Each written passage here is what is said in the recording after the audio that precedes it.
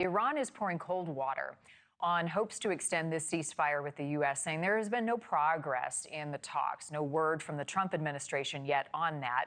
NewsNation international correspondent Robert Sherman joins us from Qatar.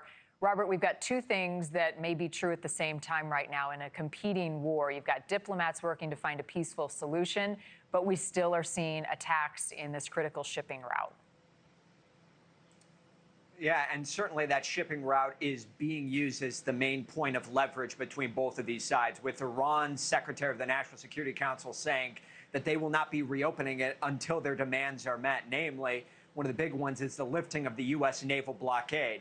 Well, what we've seen over the past 24 hours is that naval blockade not subsiding, not going anywhere, remaining active. There are two separate incidents that we know of that have happened on the waterways here, one of them involving the U.S. military striking a Panama flag ship in the Gulf of Oman. You see that in the top right-hand corner of your screen there, which they say was attempting to run the U.S. naval blockade. But then you look at this second incident down in the bottom left-hand corner off the coast of Yemen.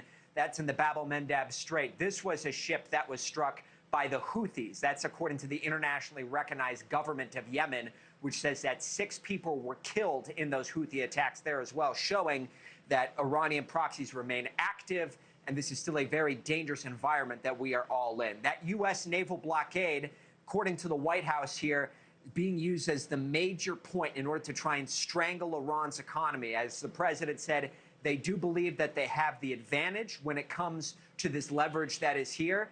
And as the prospects of negotiations continue forward, the president says they're prepared to use that leverage, as the trust for Iran is just not there. I'm the last person to trust Iran. They've lied to me constantly. We have total control over the Hormuz Strait right now. They don't have control. We have total control. We own it. And at some point, maybe they'll do something and then they get blown away. But right now, we're in a very good position. Meanwhile, just moments ago, Pakistan's Ministry of Foreign Affairs addressed the public to talk about the status of negotiations and diplomacy, saying whenever the parties exhaust the logic of escalation and whenever the rationality for dialogue overcomes the logic of escalation, the template for peace is provided in the Islamabad Memorandum of Understanding and the Pakistan-Qatar joint statement, going on to say that that 60-day pause, which hasn't really been a pause, is set to expire and could be extended in the coming days here.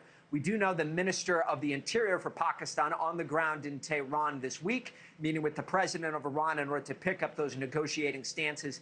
And talks are ongoing between Oman and Iran about the future of the Strait of Hormuz. But Iran insists that even if they strike a deal with Oman about what reopening the strait would look like, that does not mean that the Strait of Hormuz would reopen outright. They said it's still incumbent upon the United States to meet their demands.